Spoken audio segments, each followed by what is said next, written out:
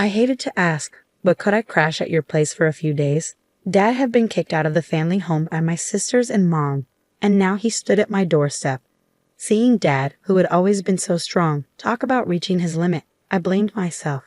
"I'm sorry, Dad," I said, trying to apologize for my inability to help alleviate his suffering. In that moment, as I struggled with my guilt, my husband Ethan spoke up. "Let's live with your father-in-law.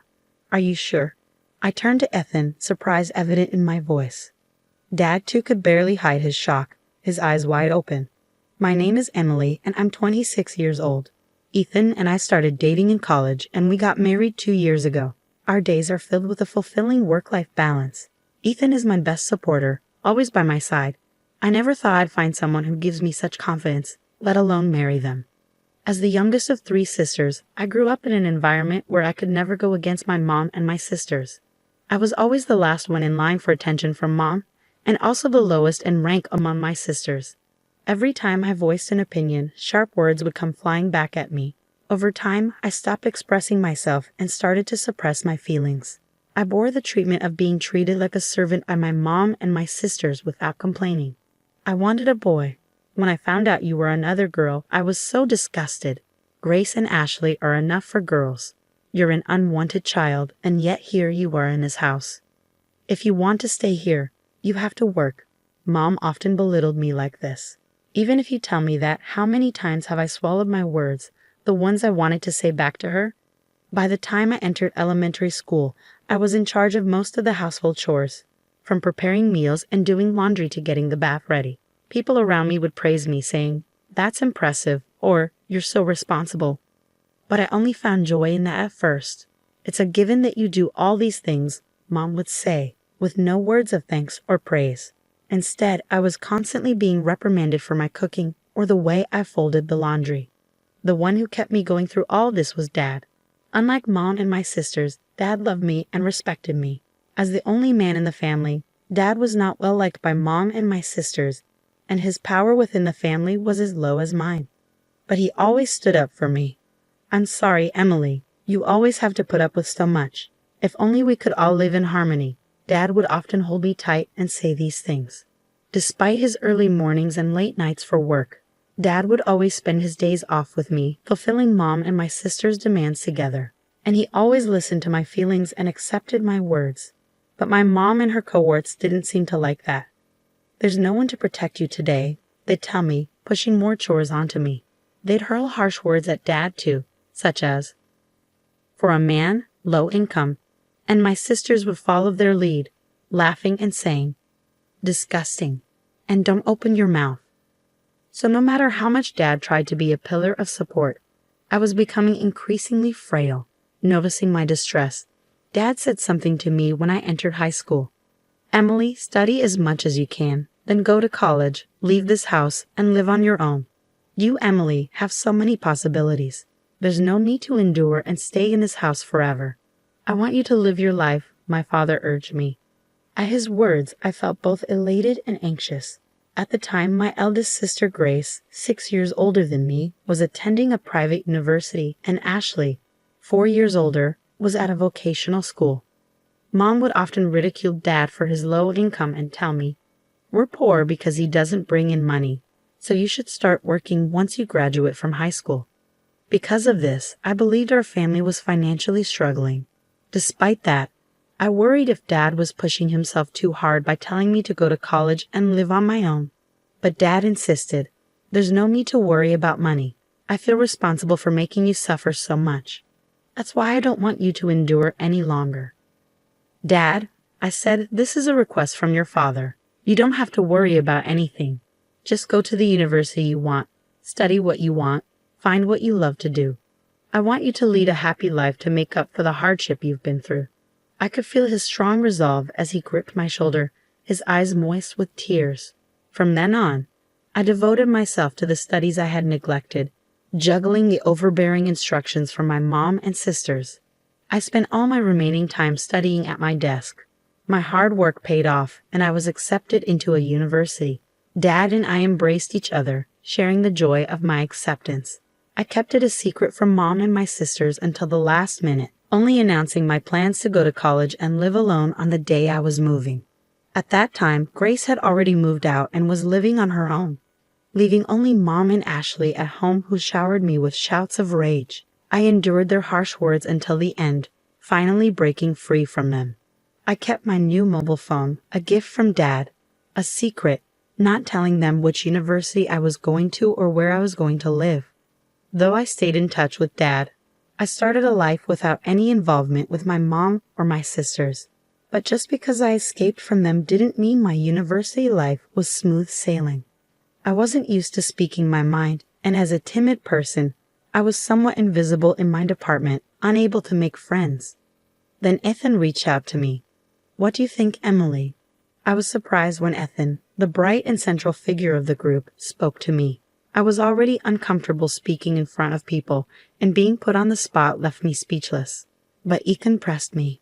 "You have thoughts, right? Share them. We won't know unless you say something," he said. Initially, I thought of Ethan as pushy and inconsiderate. But as time passed, I came to see the kindness in Ethan, how he respected people's opinions. Thanks to Ethan, I started to make friends. Before long, I found myself drawn to him, and by our 3rd year, our relationship had progressed to dating. When I started dating Ethan, Dad excitedly congratulated us. And when I found a job, when Ethan and I decided to move in together, and when we decided to get married, Dad celebrated my happiness as if it was his own. But I had always been worried about Dad. Since starting university, I hadn't been home and hadn't seen Dad even once. We stayed in touch, but I was still concerned. Dad was living at that place with Mom and the others. I had no doubt he was still enduring snide comments from Mom and Ashley, still spending his days under their domineering instructions. "Dad, I'm happy today because of you. Back then, I was powerless and always needed your help. But things have changed. I'm working now, and I'm married. I have someone who supports me, so now it's my turn to help you. Please let me know if you're in any trouble." I told him I announced my marriage, having learned the importance of expressing my feelings to others since being with Ethan. I was finally able to put into words what I had never been able to tell Dad before. "Thank you," Dad replied, but until now, 2 years later, Dad never asked me for help. Furthermore, recently, I heard that Grace, who was supposed to be living alone, quit her job and returned to her parents' house. My worry for Dad had only increased. Then, one day, the doorbell rang just as I was confiding in Ethan about how worried I was about Dad. December was almost over, and even though it wasn't even 4 p.m., it was already getting dark outside. We had no scheduled deliveries, so we were surprised when we looked at the screen of the intercom. The person shown by the camera was none other than Dad. I rushed to the front door and opened it, seeing Dad for the first time in 8 years. His cheeks were hollowed out, and there was more white than black in his hair. He looked visibly unwell. I instinctively knew that his sudden visit without any notice wasn't for a casual reason. "Dad, what's happened?" "Please come inside. It must be cold outside," I said, concerned.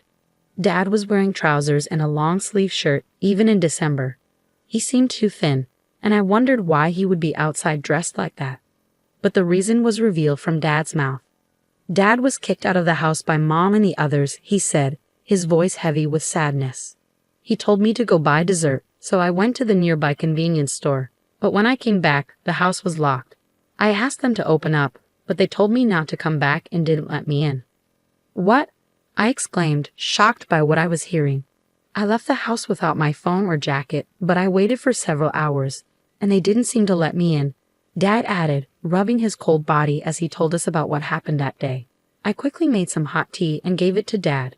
He held the cup of tea with both hands to warm up and muttered softly, "I might not be able to go back to that house again." "Why?" I asked, concerned. Ever since Grace came back, Mom and the others' attitude got even worse. I was feeling at my limits too, and then they did this to me. I don't even have the energy to go back. I think I should look for a monthly apartment and think about what to do in the future, Dad explained. "I'm sorry, but could I stay here for a few days? I'll leave as soon as I find an apartment," he added, his voice filled with weariness. I was worried, but I hadn't imagined it was this bad. Dad, who never complained before, was talking about his limits. "I'm sorry, Dad." I began ready to apologize for knowing about his troubles and not being able to do anything when Ethan spoke up. "Let's live with your father." Ethan raised his voice. "Are you sure?" I turned to my husband in surprise. Dad, too, unable to hide his surprise, opened his eyes wide.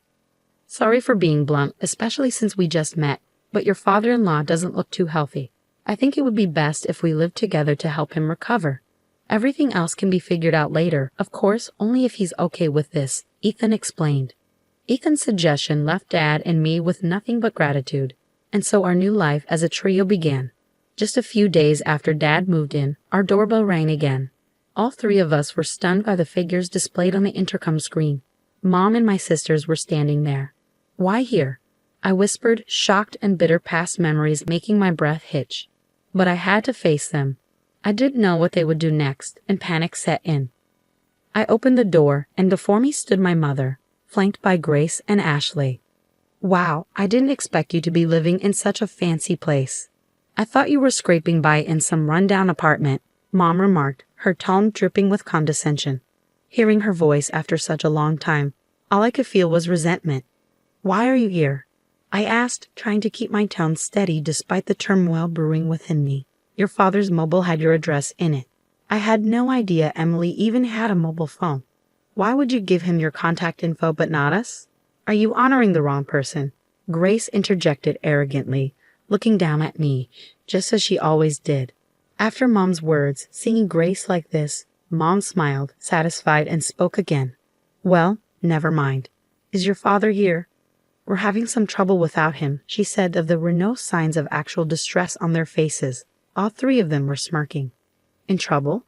But you're the ones who kicked him out, I retorted, my irritation mounting with each word. You've become quite sassy, haven't you? So is he here? Move aside, Mom demanded, her typical overbearing tone evident in her condescending remarks about me. No, I responded firmly, fueled by Ethan's support and my own newfound strength. It would have been impossible in the past, but I had changed, all thanks to Ethan. Mom's irritation became apparent as she raised her voice. When did I ever give you permission to talk back?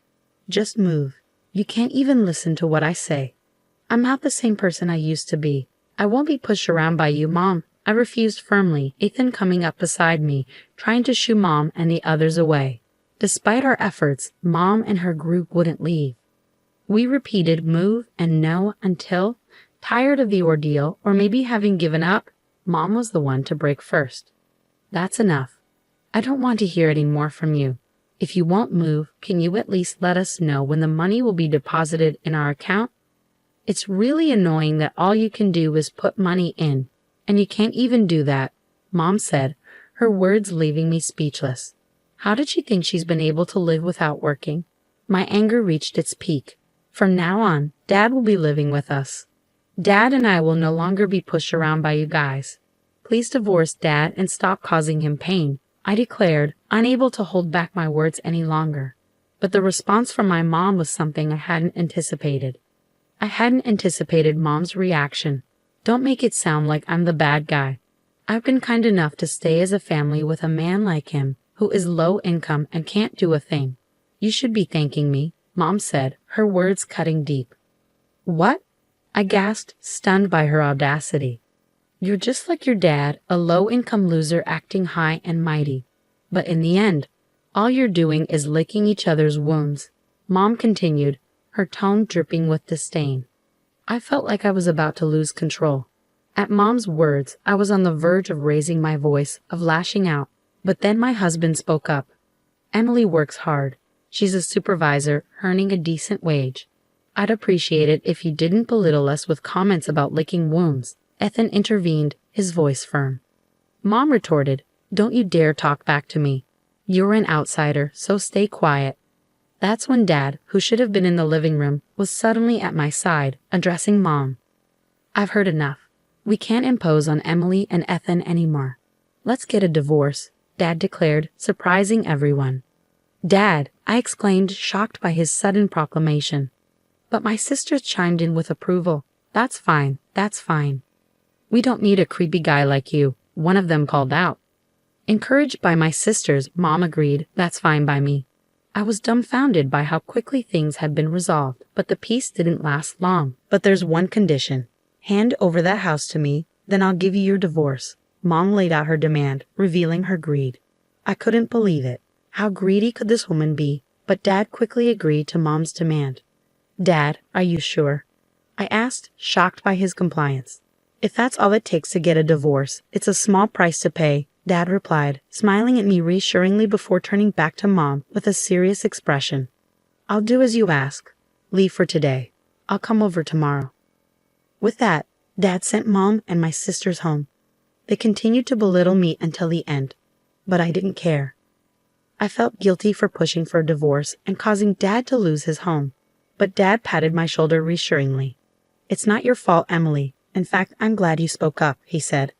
The next day, Dad went back home one last time with the divorce papers. He made Mom fill out the divorce application, handled some paperwork, and packed his belongings. When Dad returned from our family home, he looked somehow lighter. It was sad to see the house go to Mom and my sisters, but if Dad felt relieved, I was okay with it. A few months later, Dad told me what had happened to Mom and my sisters. They had taken the family home as part of the divorce settlement and planned to live lavishly by selling it. However, the house was old and the location wasn't great. They couldn't sell the house or land for much, and demolition costs ate into the proceeds. In the end, they were left with almost nothing. Now without a home or savings, Mom didn't work, and neither did Grace or Ashley have stable jobs. And with Dad gone, the same Dad they ridiculed for his low income status while they leaned on him for living expenses, the trio found themselves in dire straits. They tried seeking help and showed up at our house several times, but we never opened the door to them. Still, they refused to give up, causing commotion at the front porch. I finally had to tell them through the intercom, "If you make any more noise, I'll call the cops." Now it seems they're barely managing, renting an apartment that's too cramped for three. Even Mom, who never worked before, was seemingly forced to get a job. That's how desperate they were. Despite all the times they made fun of Dad and me as a trio, they now seem to be constantly bickering among themselves, blaming each other for their current circumstances. People rarely change. With neither Dad nor me around anymore, the ones I used to ridicule, they can't help but find someone else to target. It seems they're destined to lead lives filled with both physical and emotional poverty. Meanwhile, our lives have taken the polar opposite trajectory. Despite all their mockery about Dad being low income, he had actually been trading stocks for years, amassing a fortune. We only learned about this after the divorce was finalized. Dad feared that if any information leaked out, the trio would try to seize his assets, so he had decided not to mention it until the divorce was over. That's probably why he didn't mind giving up the family home. Now we're living comfortably in a new house that Dad built with his wealth. He quit his job to focus on his stocks. My husband and I have jobs too, so we're not struggling financially. We support each other while each maintaining our own financial independence. We hope to build a loving family that we couldn't have when we were young from here on out.